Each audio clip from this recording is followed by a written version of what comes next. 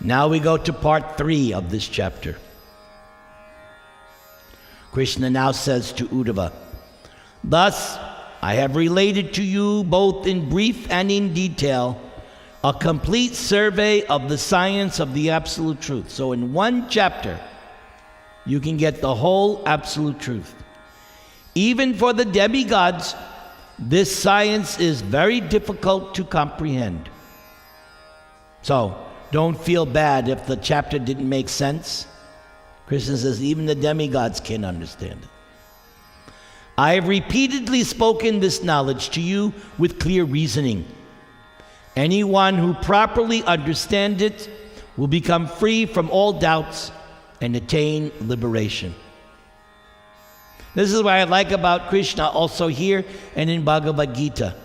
You'll see in Bhagavad Gita, Krishna presents both sides of the argument, but then he'll tell you, now if you follow me, you get this, you get this, you get this. So it's very encouraging. Following Krishna is full of encouragement. It's there. You just have to take advantage of it. So much encouragement by Krishna because he loves you. You're his part and parcel. He's in your heart. How can he not love you? He's in your heart. What more does he have to prove that he loves you?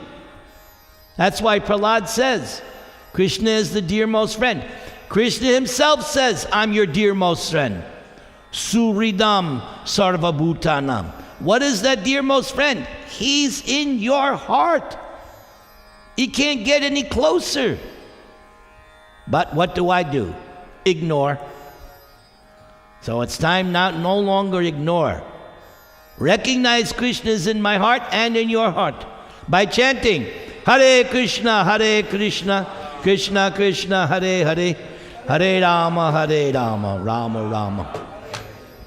Anyone who fixes the attention on these clear answers to your questions will attain to the eternal, confidential goal of the Vedas, or the supreme absolute truth.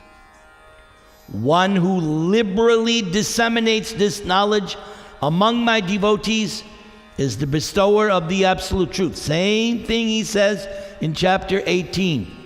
There is no servant more dear to me than that person who delivers my message. It's in there, chapter 18. You repeat Krishna's message, nobody is more dear to Krishna than you. Why do you think I do this? I know this verse. That's what I do. That's why Kamlesh preaches, right? You also want to become, right? Okay.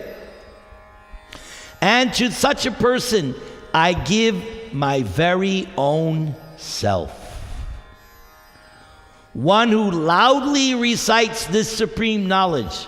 Am I loud enough? One who loudly recites the supreme knowledge, which is the most lucid and purifying, becomes purified day after day. For such a person reveals me to others with the lamp of transcendental knowledge. The lamp of Kamlesh has his books on the shelf there, on the mantle. That's a torchlight of knowledge. Anyone who regularly listens to this knowledge with faith and attention. So do you have faith? Are you paying attention? Or do you have your cell phone out like this? Faith and attention. By the way, I hope you didn't put your shoes by the doorway. Did you see the sign that Arjuna put up? Arjuna, where are the shoes supposed to be? By the garage door. How many shoes are in the doorway? 1008? Okay.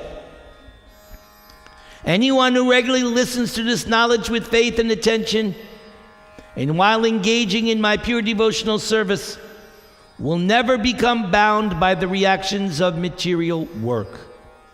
My dear friend Uddhava, have you now completely understood this transcendental knowledge? Same thing he said to Arjuna. I have told you everything. Are your doubts dispelled? This is how nice Krishna is. He doesn't want you to go until you've understood. And Prabhupada says in his Gita that if necessary, Krishna was willing to repeat the whole Bhagavad Gita over for Arjuna. But Arjuna, thankfully, he's pretty intelligent. He got it the first time. He says, yes, I accept it. The doubts are removed. So now I will do as you want me to do. Are the confusion and lamentation that arose in your mind now dispelled, Uddhava? You should not share this instruction with anyone who is a hypocrite, an atheist, who is dishonest, or with anyone who will not listen with faith, who is not a devotee, or who is simply not humble. In the Bhagavad Gita, chapter 13, there are 18 items of knowledge. The first item of knowledge, humility. Without humility, you're not going to learn a thing. The student must become humble before the teacher. Then the teacher can give the knowledge. But if you're always puffed up, no, then how can the teacher teach you? Before the teacher, you must be like this, meek and humble. Then Guru Maharaj will give you all the knowledge. It'll just go right in. There'll be no filters. Be all there. This knowledge should be taught to one who is free from these bad qualities, who is dedicated to the welfare of Brahmins, and who is kindly disposed, saintly and pure. And if common workers and women are found to have devotion for the Supreme Lord, they are also to be accepted as qualified hearers. Same thing in chapter 9. Manghi partha vyapasrisyu yepi supapayo nayastriyo vaishas tata shudras tepi danti param gitim. Same message. Nobody is barred. Everybody can get the message of Krishna. Be humble, be a devotee, be sincere, simple, straightforward. You'll get the knowledge. When an inquisitive person comes to understand this knowledge, he or she has nothing further to know. Same thing Krishna says in chapter 15 of Bhagavad Gita, the first verse I ever memorized. One who knows me, Krishna, as the Supreme Personality of Godhead, without doubting, is the knower of everything. Do I know the stock market price? No. But I know this much. I know that Krishna is God. And I know that devotional service is the way to go to God. And I know that by Krishna and devotional service, I can go back home, back to Godhead. That's enough. What's this? Say you know everything. You have to take birth again. What's the use? You knew everything, but now you got to take birth again. And when you're born, what are you born? Ignorant. So now you got to learn it all over again. Because what was the use? But if you surrender to Krishna and do devotional service, you get to go back home, back to God. Who wants to go back home, back to God? Then you have to know Krishna. Who knows Krishna? Meaning, do you know Krishna is God? Anybody doubt that?